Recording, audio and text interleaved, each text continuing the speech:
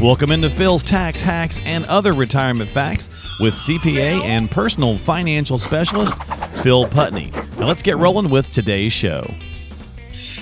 Hey everybody, welcome into Phil's Tax Hacks and Other Retirement Facts on location, apparently. If you're checking this out on video, or even the audio might be a little bit different for those normal audio podcast listeners.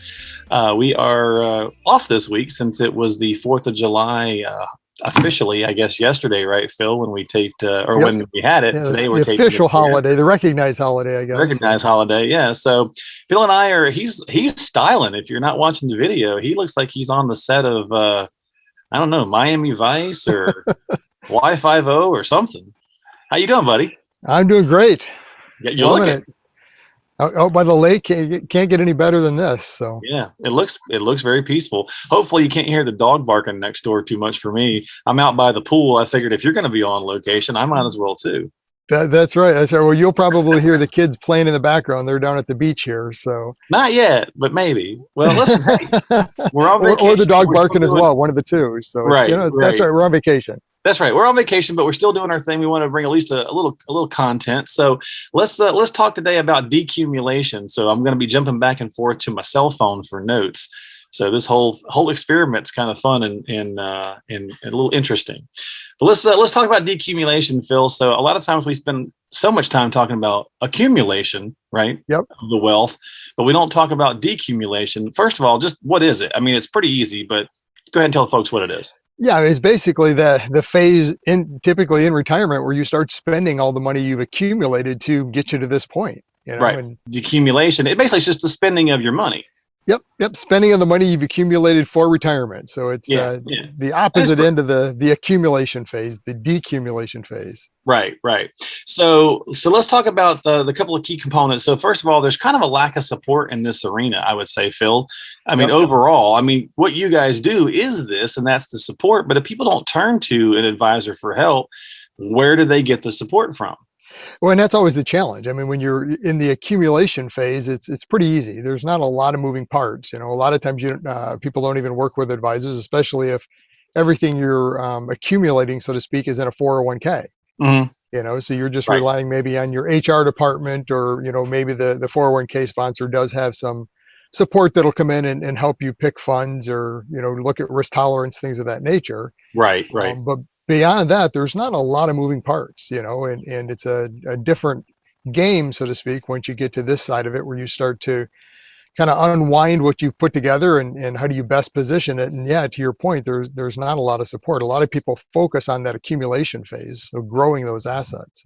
Well, it's easier, right? I mean, certainly growing the money is easier. Now, some might argue with me and say, well, I'm not growing it as much as I'd like. But I think in general, we all realize that putting money away in different accounts and things of that nature, it's easier.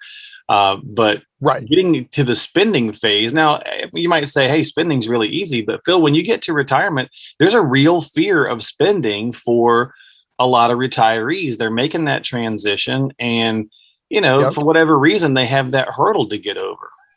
Yeah, and it's a funny conversation to have with clients as we get to that point and you start to spend it, because they're a little leery to touch the money. It's, well, I've been focused on putting money in there and watching it grow, and that's been the main focus all along. And all of a sudden, you're going to go the other direction and start spending it, and it's a little unsettling, because maybe the balance is going to start to go down, and oh no, But I mean, that's the reality. If you've done it right, that's why it's there. It's there to help support you now through retirement. So how do you, I guess, how do you get over that sometimes for folks? Because, there's some people, and this is not for everybody, but certainly if you've done a really good job saving, or you've been very frugal minded, and then you get to retirement, turning that dial and saying, hey, it's okay to actually spend this is challenging for people. And I know we beat that horse by talking about a plan, but that makes so much sense, because if you have what we call it last time, a spending plan versus a budget, if you have, you don't want to get into the budget word, right. But if you have a way, if you know what you've got and you know what you can comfortably spend, it would seem to me that it makes that a lot easier to deal with. Oh, absolutely. Yeah. I mean, and that's the real key, is having that plan. You've got to run the numbers, and we talk about running the numbers and the math behind it, but that is the reality. Is making sure, first of all, it all works. Do you have enough? How much can you comfortably spend? The reality that I find, at least with the clients I work with, is Right. the majority of them aren't going to have a problem. They're actually probably not spending as much as they could. So, which is, again, when you get to having a plan, makes it key, because now you're free to do that. Right. And unfortunately, a lot of clients underspend because of that fear. I don't want to run out of money. I don't want to run out of money. And you don't end up spending and enjoying retirement. Yeah, so, you wind up, then you have those regrets we talked about on a past episode, where you get there and you're like, well, now I would like to do more, but maybe your body says sorry. Right. Now you're in your 80s and you have amassed this, significant amount of wealth. That's great, but you can't really get out and enjoy it. And maybe you've foregone, some of the vacations or whatever it is that you wanted to do in those early stages of retirement, when you really could have enjoyed it. Right. To our point right now, right? I mean, you've got this beautiful background behind you. You're out enjoying time with the kids and the grandkids, I assume, right? Yep. And enjoying those things. And that's what the whole purpose of retirement is to spend the money and have the confidence to spend the money, because the risks are more numerous, Phil. I mean, clearly, when we get to retirement, there's more pitfalls. There's more ways. I mean, think about the sheer amount of stuff we get on our mailbox once we get to retirement. My mom's forever getting something, about do this or don't do that, or watch out for this or watch out for that.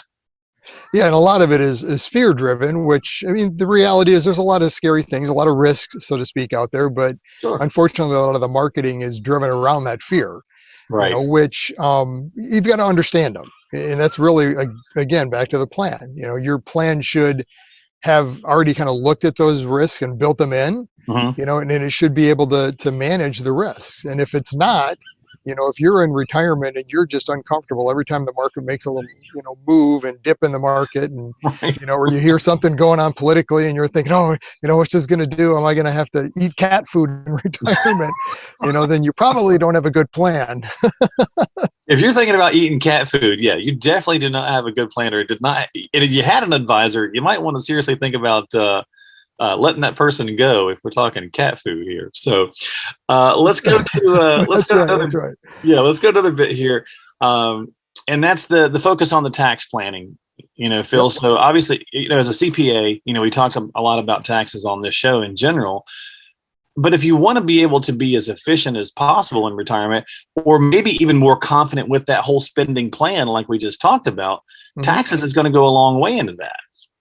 Oh, it's a significant part of the plan that often is overlooked, and the reality is most advisors don't understand taxes. They're not trained in taxes, right? Or the training, so to speak, that they have in taxes is more kind of a marketing focus. That, taxes right now are a real hot topic with all the changes and potential changes going on. So a lot of advisors have kind of grabbed onto that and are using it, frankly, just as a marketing technique. And they understand bits and pieces. They know enough to talk about it and to get you to come in, but do they really understand it? Do they have a plan that you've run the math on it to see, and they can show you, here's the pros and cons. This is the reality of taxes and how you have to position it. So just enough to be dangerous, right? That's right. They know just enough to be dangerous. Yeah. So I mean, at the end of the day, having that income structure is really the key. I mean, we've talked about it a bunch of times. Taxes there's all these parts which is why we do the podcast and we go over the various different pieces. There's a lot of moving parts in the retirement that are certainly critical. But if you don't have an income plan, you don't have an income stream, then what are you doing? Right. I mean, because you got to pay your bills. You got to be able to keep the lights on. You got to be able to take the kids on vacation, or the grandkids on vacation, or whatever, and not eat cat food. That's right, and not have that worry about running out. So and there's a lot of ways to structure it. One of the things we always look at is, how much of your income is guaranteed. Guarantees, there's pros and cons to it. The nice thing with a guarantee is you don't have to worry about running out.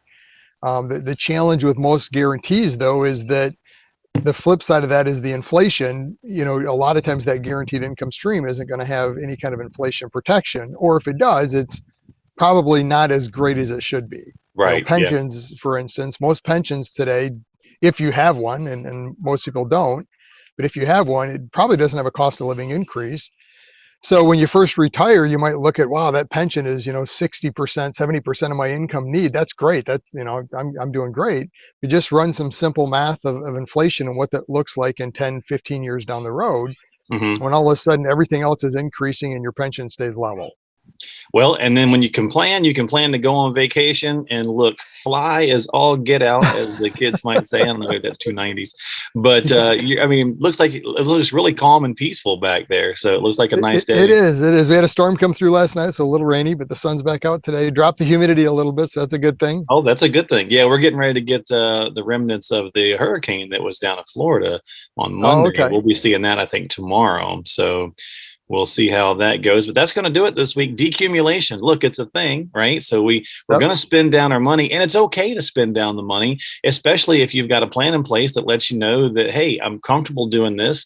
I've got this much I can go through. And even if that means you want to leave some to the kids or the grandkids or whatever it is that you're planning to do, the point is that you worked hard for it. Go spend it. Thanks for hanging out with me, man, for jumping on vacation. So not a problem. It's great to do it. So I appreciate it. Yeah, we'll do another one. I'm gonna have to up my game because Phil just looks great. I'm in a t-shirt. He's got himself on a nice little shirt going on there and everything, and just relax. I just won't stand up so you can see the shorts and flip flops. But there you go. Hey, it's all right. That's what Zoom meetings are all about, right? I was gonna say that's kind of been the thing this year, anyways, right? Exactly. Yeah, well, it's like 18 months or something. So anyway, we'll let you go, folks. That's Have yourself a great one. We'll see you next time on Phil's Tax Hacks and Other Retirement Facts. All the information's on the screen if you're watching. They'll also be in the show notes as well. Reach out to him, give him a call, follow us on whatever platform you like to use for podcasting. But if you got some questions about decumulation, reach out to Phil and talk with him today at AFS Wealth Management. We'll see you next time right here on the podcast. Investment advisory services offered through AFS Wealth Management. The content of this program is provided for informational purposes only and is not a solicitation or recommendation of any investment strategy. Investments and/or investment strategies involve risk, including the possible loss of principal. There is no assurance that any investment strategy will achieve its objectives.